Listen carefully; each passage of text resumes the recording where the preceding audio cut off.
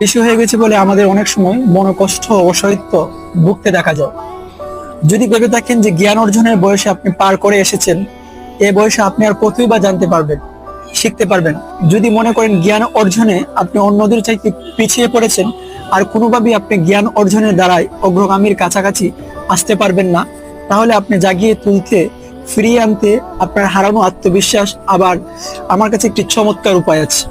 আমি একটা চমৎকার উপায় আপনাদের কাছে বর্ণনা করব। সাহাবী আবু হুরায়রা রাদিয়াল্লাহু আনহু নাম শুনেছেন নিশ্চয়ই।